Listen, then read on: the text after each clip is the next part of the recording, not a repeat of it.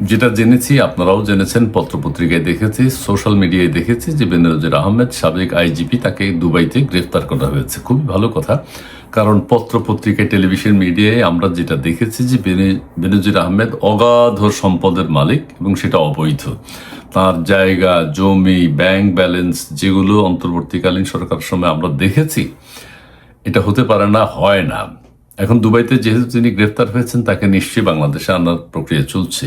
এখানে দুটো কথা আছে। ঠিক আছে, পত্র পত্রিকায় ফলাও করে আমরা দেখেছি যে বেনজির আহমেদের বহু টাকা পয়সা, ব্যাংক ব্যালেন্স, জায়গা জমি, রিসোর্ট, পূর্বাচলে বাড়ি, ওই সেই তার মেয়েদের নামে অনেকগুলো অ্যাপার্টমেন্ট। এটা যদি সত্য হয়, অবশ্যই তার বিচার করতে হবে। কিন্তু আমাদের দুদক অনুসন্ধান করে যে চার্জশিট দাখিল করেছে, বেনজির আহমেদ সম্পর্কে অভিযোগ আছে প্রচুর ধন সম্পদের মালিক, অবৈধভাবে তিনি উপার্জন করেছেন। এখন দুদক যে রিপোর্ট দিয়েছে, চার্জশিট দিয়েছে, চার্জশিট কিন্তু চূড়ান্ত। একজনের বিরুদ্ধে যদি অভিযোগ করা হয় যে তিনি এত সম্পদ লুট করেছেন, তারপর চার্জশিট কিন্তু যাচাই বাছাই করে দেখবে যেটা সত্য কিনা।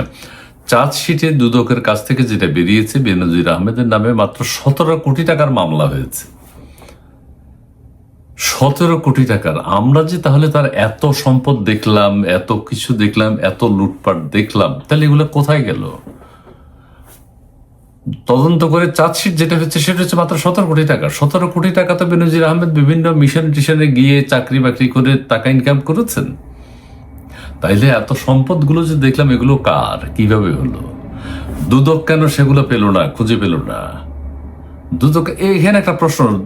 বেনজির আহমেদের বিরুদ্ধে আমিও কথা বলেছি, আপনারাও বলেছেন, অনেকেই বলছে যে এত সম্পদ একজন সরকারি কর্মকর্তার কিভাবে হতে পারে, কত অবৈধ কাজ তিনি করেছেন।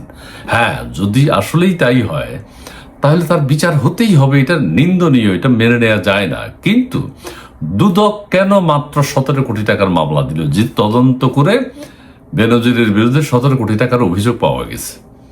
এটা কিভাবে হয় সেটা যাচাই বাছাই করতে হবে।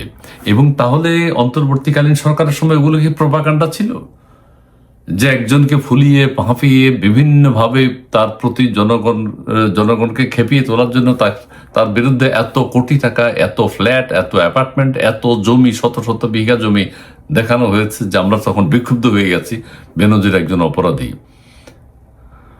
অপরাধে যেই হোক, বেনজির আহমেদ যদি লুটপাট করে থাকে, একজন আইজিপির এত টাকা পয়সা থাকতে পারে না। যদি বেনজিরের তা থেকে থাকে, তাহলে অন্য আইজিপি যারা ছিল, বিভিন্ন সময় যারা পুলিশের কর্মকর্তা ছিল, সেই ক্ষেত্রে আমি আরেকটা কথা বলি, অনেকেই কিন্তু অনেক টাকার মালিক। পুলিশের আইজিপি হয় একটা গিফট পোস্ট, বহু টাকার মালিক। আইজিপি যারা সাবেক আছে, সবাই তো ধরা পড়েনি। পুলিশের ইন্সপেক্টর যারা আছে, ওসি যারা আছে, সবার কাছে অনেক টাকা, অনেক টাকা তারা লুটপাট করে সিস্টেমে।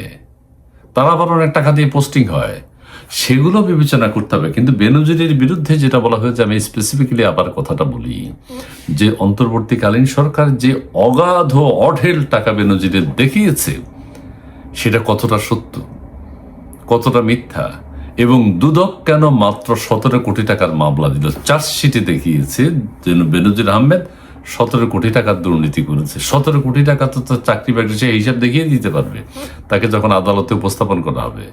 উনি তখন দেখিয়ে দিবে যে আমি মিশনে গেছি, ভিশনে ছিলাম, বাংলাদেশের আইজিপি ছিলাম, ওইটা করছি, সেটা করছি, অমুক চাকরি করছি, আমার টাকা ছিল।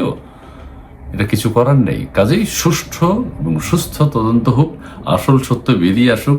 সেই যদি প্রকৃত অপরাধী হয়, লুটপাট সত্যি করে থাকে, অবশ্যই তাকে আইনের আওতায় এনে বাংলাদেশে এনে বিচার করতে হবে। এবং কারণ একজন সরকারি কর্মকর্তা এত সম্পদের মালিক হতে পারে না। আরো যারা আছে তাদেরকে খুঁজে বের করতে হবে। আর যদি তা না হয়, তাহলে তার উপযুক্ত বিচার করে তার সুনাম তাকে ফিরিয়ে দিতে হবে। জি, ভালো থাকবেন, সুস্থ থাকবেন, ধন্যবাদ।